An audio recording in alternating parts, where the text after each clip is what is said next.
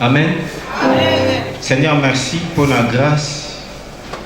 Oyo Osaneli Ngai personnellement n'a pas qu'on a lelo. Désignation autour de Bako Bako Mema Maloba na yo. Seigneur, et ça la makepa ina yo moko. Et osopi yango na mitema ya baongo na yo. Merci Père parce que Nakoti Kalaka jamais qu'on mérité yango. Parce que profondeur ya maloba na yo yo mokondo yebi. Et personne a kokoza la hauteur ce qui yo mokote kolo. Kokisangai par ton esprit. Pamola Mosakoli. Pe ba assistante na ye. Ainsi que ndeko bazako accompagner na œuvre oyo. Et chaque département peut limbomba de nyonso. Na kombo na Yesu Kristo pe na lisungia molimo mosantu. Amen. Bana nzamba haleluya. Popete nzambe maboko pe tufanye. Amen. Ba kambi nzamba pambola bango. Ba disciple Zamba Zalapé partage na bango. Et chaque département ainsi que Lingomba Nyoso. Amen. Nous parler autour de la vallée de l'ombre de la mort. Psaume 23, verset 4. Mais Toko s'est déployé tout petit peu.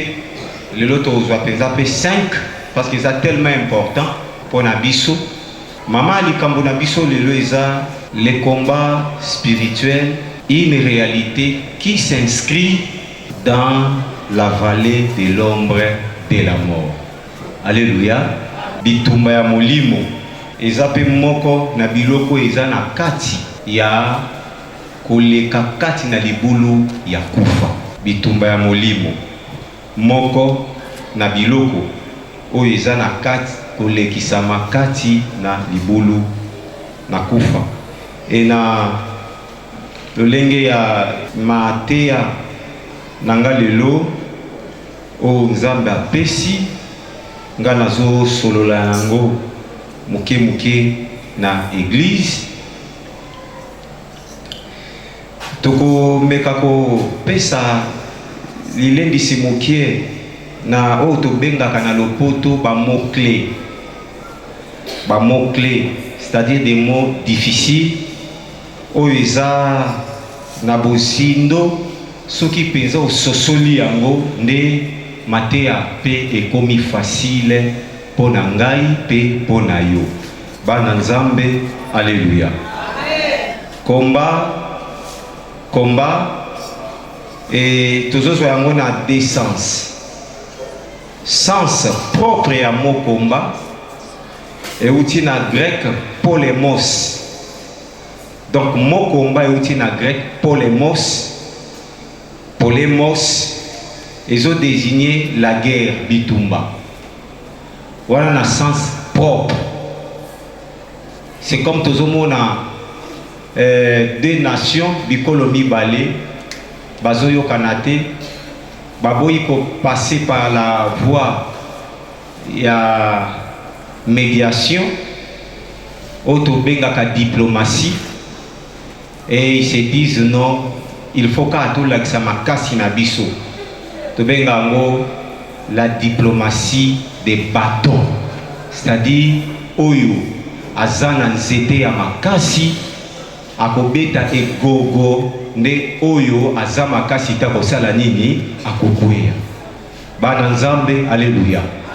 Lolenge moko na bataille où David a livré contre Goliath, bien que na kati na yango ils allaient être inscrits comme bataille moko combat spirituel par rapport à la domination au Goliath ba Philistin bazalaki na yango sur bana ya Israël. Et les Israélites, peu importe ce qui Goliath a zawana biso to salanini to échouer. C'est-à-dire, les longs même, il y a Katakondi Manabango, ils avaient perdu tout espoir, ils avaient perdu toute foi. Même lorsque vous perdre foi, en réalité, même Nzambe Nabango, le Dieu d'Israël éternel, lorsque vous pensez l'issue naïke, Goliath fort, c'est comme si en ce moment-là, on a même semblé qu'il y ait l'issue existence en Nzambe. Alléluia. Parce que ce qui effectivement là qui na histoire, na ba référence, que Nzambe oa katisa biso maya manana, Nzambe oyo abundela biso, akabola babi bikolo ebela lekisa biso, alongisa biso devant Goliath. En réalité, il a fallu bazala toujours na référence wana que Nzambe osala nini abundela biso. Mais tout le monde même Saul na kati intérieur na il avait même peur de Goliath. Alors mutumoko mbolombolo mo boye a telemi a zui libanga a lancé alobi lelo yo pe nzotono bakolia yango na bandeke bana Nzambe. Alléluia. Et a zwaki libanga wana ndeti bâton a lancé et zui Goliath na front. Goliath a salinini a foué. Bien qu'en réalité les combats étaient spirituels. Pourquoi? Parce que les banga wana Nzambe nda koti saki nguya Nzambe nde mukolonga lobaki na telemi pona silisa Goliath. Alléluia bana Nzambe. C'est-à-dire là tozui combat na sens moko propre ya mot combat bitumba. Lorsque yozolo bana keko bunda nga na yebi ke na ke penza lelo sainte na nike makofi. Amen hein? Non nike makofi. Mais na sens ce que combat dans le sens moko figuré, c'est là où tozo koti sabitumba na cadre ya mutu nyoso oyazo landa Christ. Il faut y baquer, aza déjà livré na nini na guerre. Moi nanza. Donc les lopeza tsango na mutu na yo. Le fait que on dit Christ comme Seigneur et Sauveur. Aujourd'hui bat ici. Maï, aux yeux baptême de feu, bitumbe fungwami déjà. Alors, baki o alinga landangai atika amemani ne kulusu na ye. Alléluia banaza. Abi ameme kulusu na ye. O alingi ngai.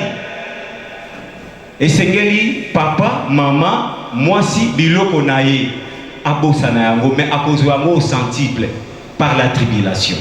Mais oh nyoso lingaka papa na ye maman na ye mwasi biloko mokili koleka ngai, la Bible dit Christ alobi aza dignité ya olandanga. Bana Nzambe alléluia. Alors que loko e frappaka biso bana Nzambe plus c'est le matériel. C'est ce qui fait que les enfants de Dieu nous avons plus peur de la mort. Parce que lorsqu'on dit qu'on a 3 parcelles, ozana mwasi no kitoko, ozana mobali no bolinga ya ba ngambe wana, ozana ba biba mituka na yo, ozana biloko ebele honneur wana, ba bengo médecin, bazo bengo ingénieur, bazo benga yo avocat, bazo benga yo mopao mokonzi. Lorsque tous ces groupes là ba oye pa na yo, bazo katelo le sac tu te dis ah son atiki honneur ngai na kufa et si maté. Par conséquent, lorsque Valé Zoya Koufa moko se belé mi pembeni na yo, olingi kutulika waliwate, tu dois te battre au kende bisika na bisika. Talaga exemple la corona oyo, ndezo frappé. To fungoli ba système ebele na zo kaso ba kioko soki kioki. Donc ozui ba makasa yo moko sangisi, peut-être les a recommandé par ba médecin te. Boyebi le pourquoi na yango parce que nous avions peur de la mort. Le pourquoi nango parce que vous avez une clinique qui n'est pas docteur Mouyembe. Le pourquoi nango parce que vous avez kotika biloko ya mokili te. Alléluia banaza. Alors que la vallée de l'ombre de la mort, tiango lelo mwana nzambe. Comme olandaka Christ, osa dans l'obligation ya ko traverser vallée de l'ombre de la mort. Osa dans l'obligation. Donc, on s'est retiré dans un côté. Et quand il y a autant de foi que Dieu lui-même voudra, la souveraineté, le lenge yo lobaka nzamba za souverain. Ce qui nzambe wana za souverain et lingo loba peke akoye ko lekisa na libulu ya moto ya makasi autant de fois qu'il voudra na souveraineté na ye. Bana nzambe, alléluia. Alléluia. Alléluia. Dans la sens figuré, et nous voulons que toute personne qui suit Christ a dans l'obligation de passer par la vallée de l'ombre de la mort. Et ça habité il y a de la maladie, vallée de l'ombre de la mort. Au monde a mutumoko a oumeli na cancer même à plus de 30 ans pour faire mais pardonner à Moana. C'est ça son fardeau. Au monde a mutumoko boye, il prie tellement de délivrer partout. Il est au balobaka tété ce qui est donc trop spirituel. Et là qu'on ignore époque qu'on n'est pas naïe soit solution té. Mais il y a une réalité moko iso kangaye. Il n'arrive pas à avoir solution. Bananzamba, alléluia. Fallait n'aie pas à Pasteur Honoré nous a parlé de l'information. Papa Berry nous a parlé à l'obi. Il faut y aller bitumba na yo. Alobi, il faut y aller soki bitumba no ezandenge nini. Moi j'avais compris, il voulait tout simplement nous dire toyeba est-ce valé? Il y a ombre de la mort. Oh nzamba pesi biso ou parce que ça va guerre oh biso mo peto provokaka et yé na madeli et kangi peyo. Bana nzambe, alléluia. Alléluia. Alléluia. Nani mo konjena biso voilà spirituel. Tolobi komba to c'est un na décence propre bitumba en général o toyebi. Mais dans le sens purement figuré, c'est oh bisoto ko exploiter les lots. Ce qui mutwana nzamba lekisa ye na moto alobi aobala te. Na mabele oyo akotika la kobala te pour Dieu c'est la gloire. Gabeba yembaka oswaka nkembo na makambo nyoso olingi. Yo bako loba na yo amela soki milangi, soki asala nini, soki pe pétrole.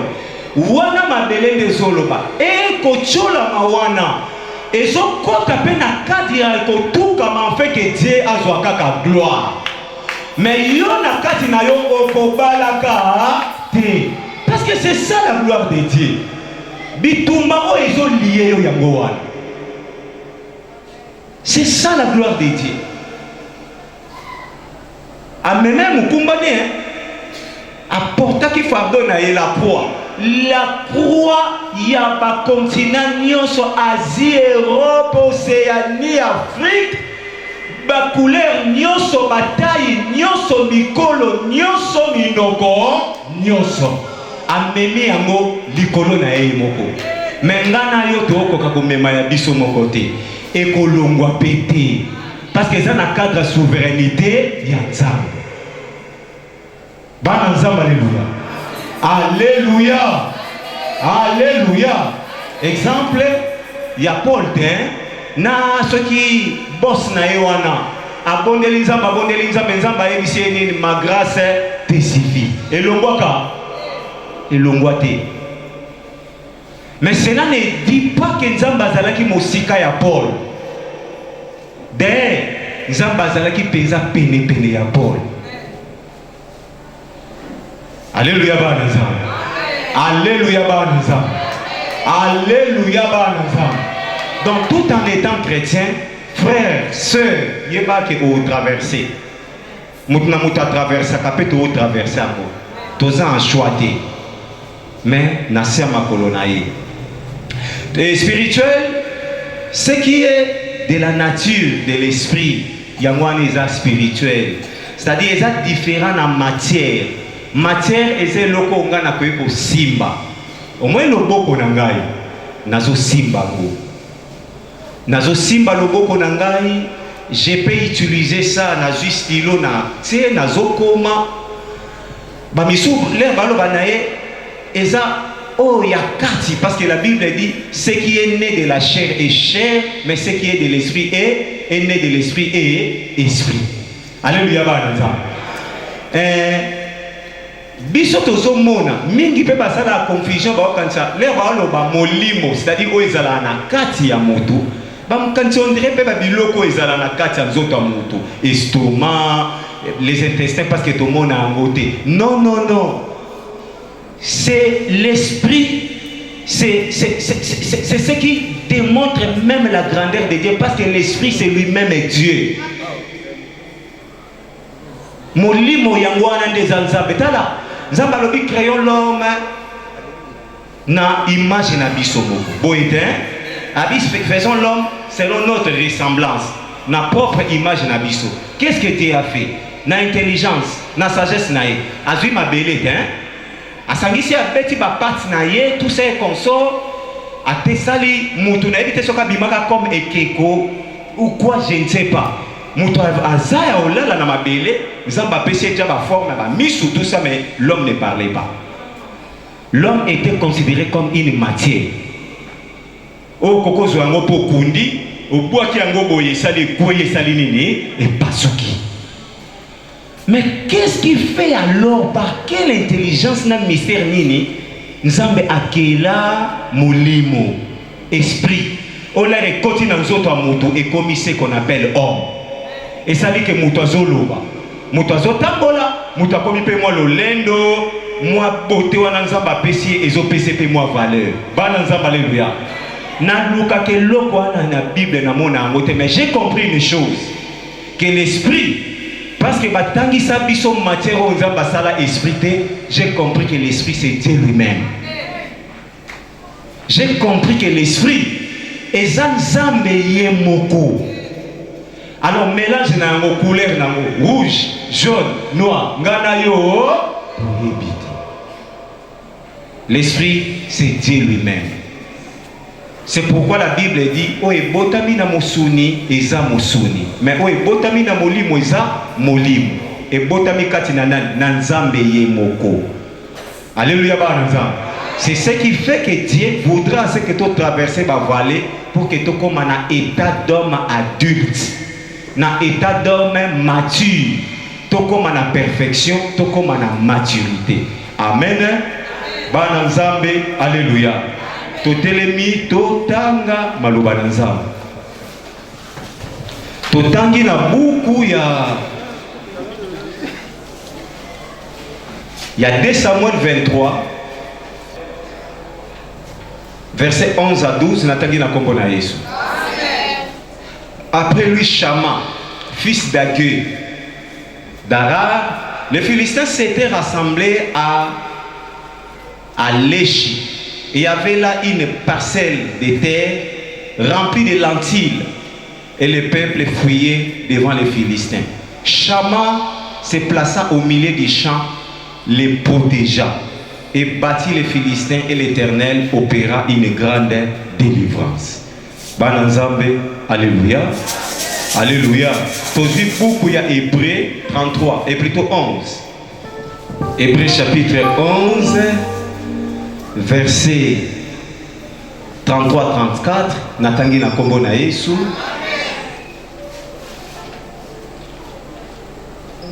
Verset 33-34, natangi na qui, par la foi, vainquirent des royaumes, exercèrent la justice, obtinrent des promesses, fermèrent la gueule des lions, éteignirent la puissance du feu, échappèrent aux tranchants de l'épée, guérirent de leurs maladies, firent vaillants à la gueule, mirent en fuite des armées étrangères. Amen.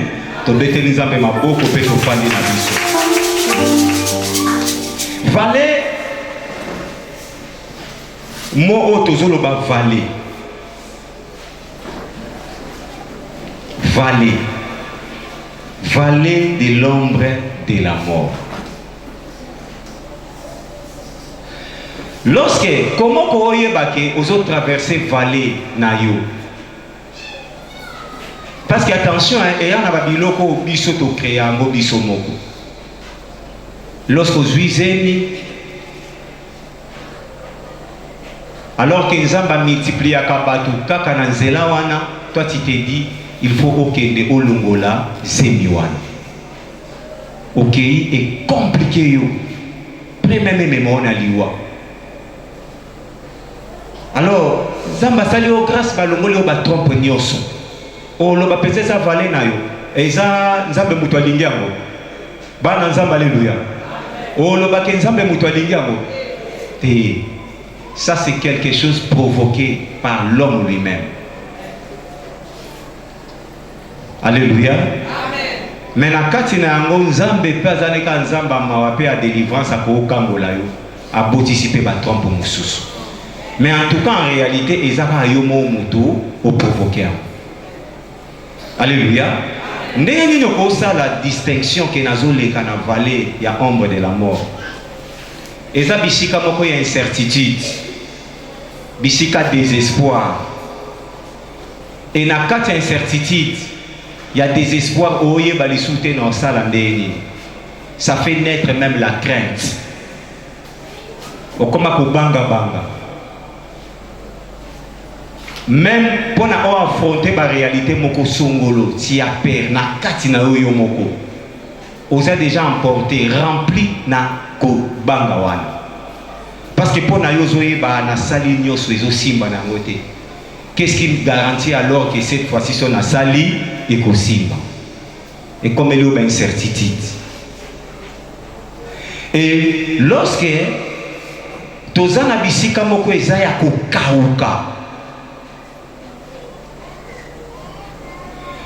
Bisikeza kokauka et tozomona na ba réalité nyoso to sala to yebaka il y a quelque chose eza caché mais eloko mo eza caché et memelanga yi succès mais et memelanga ni échec. C'est-à-dire soki na kati ya bomoto na yo okomi na biloko wana. C'est comme quelqu'un na lit à hôpital. Azomona vraiment que en tout cas pour moi c'est fini. Bakisio ba kosala basala na bangote réalité za isunte. Exemple même il y a un des grands prophètes totanga na Bible Élie. Si mako koisa ba to Abal, ba prophète Abal. Jézabel bozoye ba lukisa ye abomai. A quand même la menace à mort contre Élie. A quand même Kokima Tozoé Bango. Qu'est-ce qu'Élie a demandé à Dieu? Surtout Élie. À 50 ans béni. Élie a 50 ans béni. Ban ensemble, alléluia. Élie a 50 ans béni. Lorsque Jézabel a commencé à Luka Bomissa, Élie a 50 ans béni. Surtout Élie tout dans la Bible. Alléluia. À 50 ans béni. Pardon? À 50 ans béni. À 50 ans liwa. À 50 ans liwa. Il est allé même plus loin. À l'obi, na Israël, basakoli bazali susute. Na tikalika angamoko, Jézabel kutazo lingani ni abomangai. Nzamba ebisio nani ebisio bongo. 7000 prophètes au Nzamba bomba. Alléluia ba Nzamba. Mais na kati ya fuite ya Élie, Nzambe a bomba Élie, Nzamba leisa pe Élie. Mais Élie ponaye, lorsque l'homme a commis au bout, même il y a aussi un liwe ngolo ba ponaye ozomona isuti na eloko ezati. Parce que l'homme par nature aime plus la vie. Mais lorsque l'homme n'aime plus la vie, il demande la mort, ça signifie pour lui à mon espoir et zati. Et comme il a bébisu. Parce que moi il a tué makasi. Bololo moko il a tué makasi. Jeune garçon, tu as fini les études. Quand tu ça va demander ça et là, bande qu'on a eu belé bazu ba misala 10 ans, 20 ans, ozwa musala te. O mona na ça na molisoni. Oza na papier pamba, diplôme. Non non non non non, Dieu existe. Ce que zavale na yo kanga makaka na Nzambe. Na kati vallée, Dieu va t'amener na étape où tu benga la maturité. Au comprendre pour ce cela qui est Dieu et à ça la kati na yo même. Alléluia. Et ça va moment dur ya vie. Oyo, au moins même na libota na yo ba inio sans cause. Donc yo moko ozomona penza na pamba bayini ngai ndenge David azoloba nasali bango eloko te mais basali nini bayini ngai eza lisusu bamoment oyo tosanta quand même tokomi abandonné de tous. Ozomona penza ki en tout cas pour le moment l'homme a plus besoin de confiance et à pour se rassurer dans la vie. Mais ozomona kende yete akende kuna yete akende kuna yete bana nzamba alléluia. Même à comment mettre même nzambe existence ya nzambe intervention nzambe na bomoinae à comment mettre même en doute. Ah ce qui est loko wana en tout cas papa nakosambela na ngai lisusu te soki osoloba maloba wana keba soko koti na monde wana lobi nakosambela na ngai lisusu te nasambeli déjà mingi et ya noizate keba ozana vale mais soko se retirer na yango yeba ke okimi victoire moko ko yana simana. Parce que David azoloba nzamba tandelanga mesa na miso banguna na ngai kopo na ngesa na nini etonda. Alléluia. Alléluia.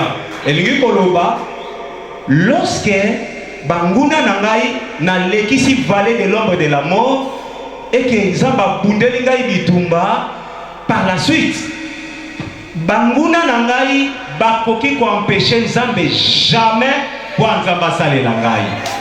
C'est-à-dire na kasa bitumba wana nyoso ngana ozalaka nani molongi. Alléluia. Nzamba kotondisa kopo na yo. Toi ce que tu dois faire okangamaka na nani na nzamba. Mais pendant que ozokangama na nzambe soyez-en sûr au monde de nzamba tiki yo. Oko constater silence absolu ya nzamba. Comme aussi na lola silence total. Nani wakoke kofungola buku abomoi azalaki te. Alléluia. Lorsque Christ azalaki na ekolosu balobi est-ce que penza ya za mwana nzamba soka azalaki nzamba solo asala nini amikitisa te. Alléluia. Nzamba lobaki lisusu te. Mais Dieu s'est manifesté lorsque Christ a kufi tremblement de terre soda wana lobi ya solo azalaki mwana nam ya nzamba. Dieu finira toujours par parler. Pendant la qui sa grandeur que yosa mwana na ngai moko na zole kiso na nini na vale. Bana nzamba alléluia.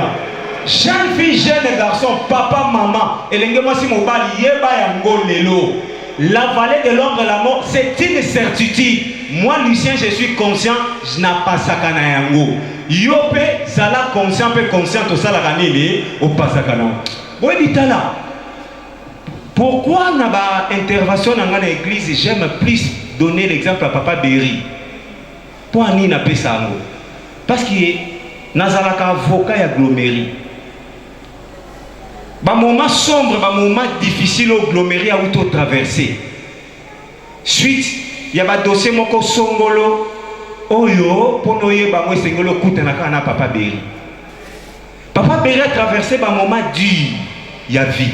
Même comme ça, dans le bureau, en tout cas, Lucien, je ne sais pas, biloko déjà, soit il y a l'autre qui a mon qui a mokambi passé à l'obaki nangai, mais na sana moyen mususu ya osalate, il faut qu'on ait les cas. Nzambe moko yebi. C'est-à-dire na kata di lobanaye. Désespoir exalté. Ayebi qu'il doit traverser, il faut affronter, parce que Dieu a parlé. Lui, il comprenait comme vallée de l'ombre de quoi? De la mort. Moi je comprenais qu'il a traversé yango. Et puis je peux comprendre au salanine, à traversé yango. Mais bon mon qui a qui église. Bon mon qui a ce qui résolution mon Christ non et sili. À ça la histoire na itala. Les gens vont comprendre que ces enfants bazo bota banane basili si ba classe mais na tribulation, na PTT, ba nzamba alléluia. C'est-à-dire quoi? Quand on a un nzamba tondi ici mais ça les boxo yabanguna nae. Dans la difficulté, il est en train de nager. Zamba aussi va maboko nae azo pepa mai, qui va faire la nuit, azo katisa. Alléluia. Ce qui okokoma na stade wana, ya comprendre réalité ya vie. Réalité ya vie. Ya mukolo pema na yo, mabe a retiré pema. Mais comme on a dit mélange à salakate, Satan n'a pas dit mélange à il y a souffle de vie, Satan a bien moté. Et batamaka ke pa ya Yesu. Comme il y a mot comme ta bomba yango yebi mayele wana. Le fait que kotika oka kozana na bomoyi, il sait le pourquoi. Il sait le pourquoi. Jeune fille, ne te décourage pas. Tobalisa maman mona lukeke le père son âme n'a plus de 50 ans. Babando benge mamou. Ngam na modéra na fête wana. Et ce jour-là, je me suis dit Dieu existe. Tokenda fête wana. Tokenda fête wana. Plus de 50 ans maman na bala. Ne te décourage pas. Si c'est temps d'aller passer les cas, l'oba n'a pas affronté. Ce qui maladie ou les gens balini l'oba n'a pas affronté. Ce qui réalité ou l'oba n'a pas affronté. Alléluia. Alléluia. Nani mo konjina biso. Oh, ça c'est comme un moment sombre à vie. Au perdre mutu moko ozomona ye mutu azalaki soutien na yo. Ozomona comme si je ne peux plus exister. Qui va alors payer ma frère académique nanga? Ne sait-il pas que Dieu est le père des orphelins? Maman, ne sait-il pas que Dieu est le mari des veuves? Alléluia. Quelle est cette veuve au bisoto yebi à la lanzala? Tangelanga ta 3. Moi nanzam alléluia. Tangelanga 3. Nana besoin 3. Oh yo yebi à la lanzala. Oh yo yebi à la lanzala. Même ces chèques-là que vous voyez vivre, na babalabala, nzamba prenaka soin na bango. Il mange chaque jour. Alléluia banza. Lolenga liesaka Eli atindela kaeko. Bon, de la même manière, il nourrit aussi ces chèques-là. C'est-à-dire Dieu reste Dieu à côté kala za. Et ça n'a pas un moment même il y a solitude où tu penses que tu es seul. Oui. Moi, Nanzambe, soyez sûr, pèse à la fière comme la yo, que otikali yo moko, papa boit qui yo, maman boit qui yo, oye peut pas passer, passe à l'inini, à boit qui yo. Si te dis, naza sikoyo, ngamoko. Est-ce que oye bite mutu moko avec Dieu, c'est une majorité? Mutuye moko avec Dieu, c'est une majorité. Exemple, ba oba zilisa bango na libolo a moto. Bazalé na nani lokola secours. Sœur Nicole a eu un accident. Nanzela Loufou. Sœur Nicole a allé à un membre de la famille. Mon côté, 10 personnes sont décédées sur place. Sur place. Bakoufi. Yé abimi et mokona recevé. Baki Olanda, yé parce que tu allais déjà inquiété à Bada Kenda qui s'améliore à Zoyate. Alors là, déjà, on m'a dit qu'il y a un solo accident. Moutou a bikité. Moutou a bikité. Pendant que Nicole a dit tomba ya vie. Ah, elle n'était pas seule. Azalaki avec une majorité. Alléluia. Alléluia. C'est cette majorité-là au nom de Jésus-Christ qui est bombi et le souffle où est Zala Yangai. Pasteur Nabiro et Bishingai, papa Lucien, alors il maître. Au moment de Nicole, et ça n'a pas intervention, Moussou Nzamba Sala. Qu'est-ce que Moussa Polima dit? Alors il maître. Et ça n'a pas Moussou Nzamba Sala. C'est-à-dire, Abimisi Moi, Nabiso Bakamabe, Nabakamalam, Moi et Beti Bango. Abakisi Mboula. Abimisi pe na batamabe o babiso balicien na bino batamala mumbula pesa nini et suiviso ce qui peut régir des eaux abimeli biso mal nanga mutamabe na yo mutamala mutozwani toziba biloko na biso totema esali nini ekoti. Alléluia. Alléluia. Na kanisa pasteur osuka wana malobi maître ezana biloko mususu nzamba salela kaka bana na ye moko. Et après alobi lorsque bazo kende kota la Nicole alioki na kata cœur na ye balobi elle vit encore. Bayebisi pasteur elle vit encore. Alléluia. C'est alors que pasteur a joué Kimia parce qu'elle a compris que sa fille est vivante. bakomi na kipese jeune garçon bakutani na bafils frère fiston na papa Guilain aisi bango bi en tout cas batu nyonso bakufi etikali kaka mama moko jeune mama moko boyemenga moko mutu na memaki ye na hôpital mais principe na batiaki ye na hôpital wana so ya imeso wapi place batiaki ye banzinzi bon bango mpe balobi tokende bolakisa biso leka bakomi bamoni Nicole était vivante.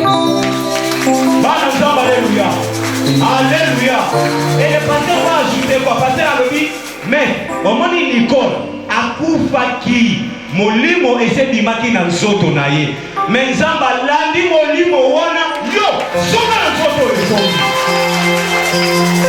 Alléluia. Alléluia. Qu'est-ce que nous allons dire? Elle traverse aussi sa vallée de l'ombre de la mort. Il y a un peu de passer à côté là, c'est Nicole pose ça comme si donc a sauté les cas papa naïe mais wapi makolo. Bon Nzamba alléluia. Wapi makolo. Pour ça a sauté les cas papa naïe. Donc pour elle à mon espoir nyoso ya vie zongi effectivement l'espoir et ses zongaki. Alléluia ba Nzamba. Alléluia ba Nzamba. Alléluia ba Nzamba. Nani mokonzi na biso la vallée de l'ombre de la mort. Koki mangote. Koki mangote. Koki mayangote. Ce koki mi yango au retardé vie na yo. Mais ce qu'on faire face na yango ok na ba destinée na yo. Parce que la Bible dit Nzambati kakabiloko mekabiso elekela makasi na bisote. David a dit je n'ai jamais vu un juste abandonné. Alobi na suka na yango Nzamba yaka kaka. Et la Bible dit dans le book Ecclésiaste 3, il y a un temps pour tout. Et pas tant il n'y a pas ces alaka, mais il y a aussi un temps de la joie. Alléluia. Alléluia. Ce qui nous coloque na yo, azole qui sa opona taille, wapi mabe. Pourquoi tu dois les fuir? Pour nani okimai? Pourquoi maman mena okimai? Maman ono baïfou, pourquoi? Il y a soit traversé ma réalité via Kenda Tunisie. Akima Christ. Akima Christ. Akima Christ. Bana Nzamba alléluia. Akima Christ. Ngana Bali, ça fait beaucoup d'années. Non, na 8 mois naté. Nakima Christ. Traversé. Neko lendi so pour te dire traversé. Abandon que nabaki funda na croyant peut-être réussir dans la vie. Akena ngomboka azongi na ngona mbula. Nabaki funda na ye atekite. Mais les jeunes gens au abandon la kisa musala bazo kende bavwami kolekaye. Or derrière biloko wana c'était sa vallée. Kwaza la mosako lilelo yo poyo amzela. Bana Nzamba alléluia. Alléluia. Mais la mosuni boye lui ne savait pas ayeba quitter. Ayeba quitter. Mais aujourd'hui il réalise que c'était un gain. Ils ont réalisé le lot que c'est un gain. Et ça qui s'est gagné le lot, ils étaient nassés à Malili. Là où Dieu a fait son alliance. Oh, et Kaoukakati, mais on a bazobi qui ça. On a enterré et il a senti que Nicole était encore vivante. Alléluia! Alléluia! Nani mo côté na biso. C'est-à-dire peu importe réalité traversée. Saint a traversé en haut et sa vie on Nzamba lingi mema et kulusu na yo. C'est ça la vie. Mema mokumba na yo endeko. Mema yango kinasuka, mema yango endeko. Soki okolinga mwasi mingi koleka Nzambe. Soki okolinga mobali mingi koleka Nzambe. Oza dignité. Bimana les bons bergers. Bimana les bons bergers. Amen. Amen. Amen. Amen. Alors on a réussi au tangi. Tomoni un certain Chama. Chama a là qui parmi les vaillants hommes, il y a David. Babande ko travailler sous na toi ya David. Et pendant 12 mois, balona ki biloko moko to benga ngo balanti. Lentille, en fait, c'est quoi? Lentille, est ça, bah, plante moko blanche, mais rayée na couleur ya violet. Bah, leki mouana, ndunda wana, et bah, pour servir soit basa le la yango mapa, soit basa le la yango nini, poto poto. Bah, lentille. Alors, culture na yango, pour na kolo na yango, et bien donc soit combien toute une année, c'est-à-dire 12 mois. Alléluia. Alors tout à coup, les Philistins baye, namboka moko lechi. Mabele angweza na kati mboka wana, c'est là où bana Israël balona balanti. O biloko wana babandozo yango na bisika mususu te kaka na Israël. Ba Philistins baye ba envahir les chiwana pona ba récupérer ba lanti wana biloko ya bana Israël. La Bible dit lorsque bana Israël ba moni ba Philistins baye ko semer terre ba Israélite nyoso ba kimi. Alléluia bana za. Ba nyoso ba sali nini ba kimi. Même mutotikala ezalé kaka nande Shama. Shama a se placé au milieu ya bitumba ya valewana oba Philistin ba comme ko nyoko là-bas na Israël. L'air a se placé au milieu na bango. C'est alors que ba Philistin nzamba bundeli ba Israélite jusqu'à ce que ba Philistin nyoso a débandade. Ba nzamba alléluia. Alléluia. Alléluia. Et ça dit que l'antibi loko wana bana Israël ba sala longola motoki boaka pendant 12 mois babade kolona yango ba binemi ba kokel lisuko boto la yango te. Qu'est-ce que tokoko soit pour que toke de kochiter comme leçon au cours il y a des événements ya vie, il y a ba combat, il y a vie. Il y a des choses où il faut y aller, il faut oser la. Le courage. Pour affronter la réalité, il y a beaucoup de somme, ce qu'on zangi courage. Banazan au kokate. Le courage. Tous ont fui. Alors que l'anti, ouana babando c'est la mapa. Fallait pas c'est la poto poto. Est-ce que Moutango ça la bénéficiaire dans le cas Chama? Bana nyoso ya nini ya Israël mais balobi bango nyoso bakimaki soki Shama pakimaki nzale ngoko na Israël mobimba mais à cause d'une seule personne tout Israël est liaki. Alléluia bana à cause de courage somoté oyebi nini monguna so bandi ko combattre yo qu'est-ce qu'il va inculquer dans vous dans toi et loko liboso la paix. Ako jouer na psychologie na yo jouer na yango yo moko déjà comme yo ka somo wana e simba na ngote. Moi je te dis eko simba. Na kombo na Yesu isala nini eko simba. Yo affronter kaka avec la foi et l'obéissance. Tolobi deuxième élément autométoloba qui est déjà est un moment ya solitude.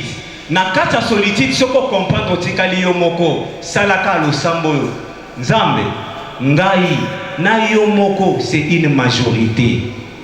Le bana nzambe soki na zaka na yo elingolo ba bibundeli na yo nyoso ba bambolombolo na yo nyoso ba milimo na yo nyoso zala nango sept esprit milimo sambo sept corps nguya nyoso plénitude nyoso ozalaka na ngai.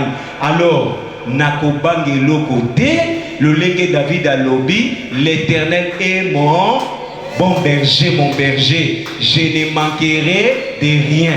Lorsque je marche dans la vallée de l'ombre de la mort, je ne craindrai aucun mal. Pourquoi? Parce que David savait que ngai kaka nanzambe ngamoko nanzambe nous sommes une majorité. Lorsque nous sommes une majorité, batu bakoko za la même 10 000, même 20 000. Yango moni ba Israélite ba yembi Paul soki nani abomi soki 1000. David a commis combien? 10 000. Parce qu'il avait Dieu na katinaye et il tombait nyoso nzambe de bandeko bundelaye na ba valeur bandeko lekisa Christ azalaki na ye, cela a créé quoi? Une majorité. Bananzamba, alléluia. Est-ce que yo le rolalaka, le rolamukaka, bayaka bolamusa yo, ne lo moye lobi, chiko olamuka? Non, c'est parce que vous aviez un Dieu.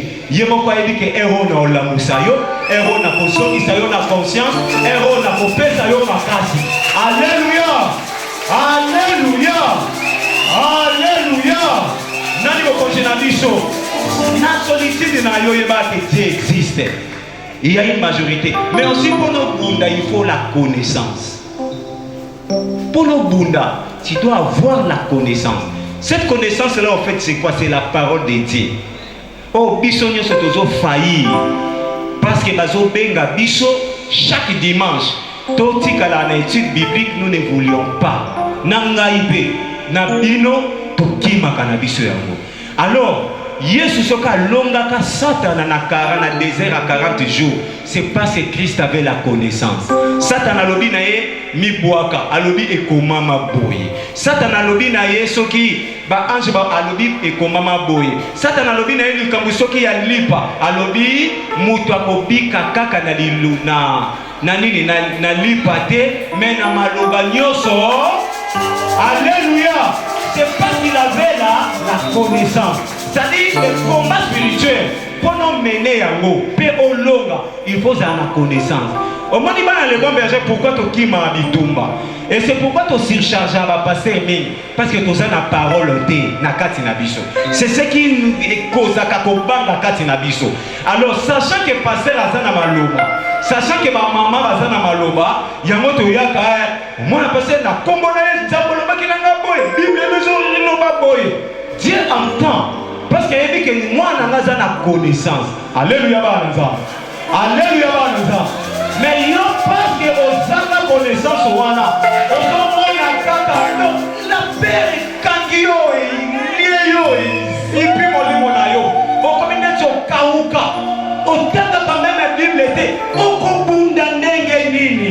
mais bitumba bunda olonga alors que Paul azolo ba bitumba na biso eza ya makilate eza ya mosumité mais bitumba na biso ezali to longa ba domination ba principauté parce que combat na biso eza purement spirituel. Alléluia, alléluia. Ça dit qu'il faut cibler bitumba na yo. Lorsque je cible, il y a David, je crois na Psaume 30 ou 31, lorsque j'étais malade, lorsque nazalaki na lit à l'hôpital, je me suis servi na lobikaka Jéhovah Rapha. Tu as compris que ayebi Jéhovah Rapha, nzambe wa asala kanini abikisaka. Lorsque nazalaki na nzala na lobi Jéhovah Jireh, le Dieu qui va pouvoir. Lorsque nazalaki esengolobi Jéhovah soki Shalom, le Dieu de la joie. Alléluia. Rien que na bakomona Dieu sait que moi nanga ayebi ngai. Alors que lobi oyo babibole na ngai bayebi même mongongo na ngai. Toi tu connais la voix de ton berger. Oyebi mongongo berger na yo parce que tu n'as pas connaissance de sa parole. Oyebi maloba na ete. Oyebi yangote. Oyebi peut-être Matthieu 7 senga bakopesa soki beta bakofungola soki nini esalamela yo. Parce que nos yeux, nos bouches, c'est pourquoi tu aurais na yango. Même sans qu'on y ait ma profondeur na yango, nzambe na sengi na zo beta fungola nzambe. Et les autres versets, ba nzambe alléluia. Tika nzamba pambola maloba na ye na kombo.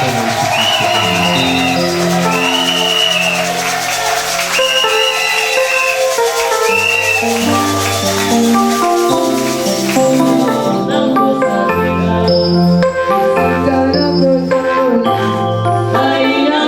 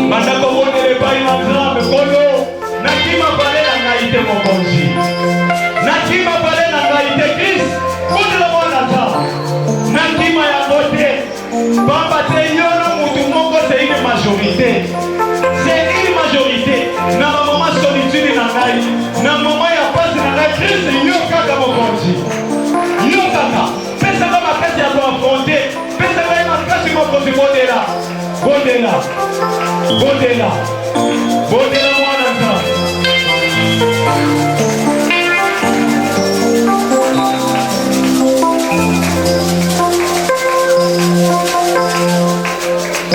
bondela bondela mwana nzambe bondela mwana nzambe bondela kombanga yango te c'est la vie il faut affronter yesu alobi meme kulusu na yo jeune garçon jeune fille meme kulusu na yo mema yango kino na suka meme yango kino na suka koretarde destine na yo te mema yango bondela bondela mwana nzambe bondela mwana nzambe bondela mwana nzambe bondela mwana nzambe bondela bondela mwana nzambe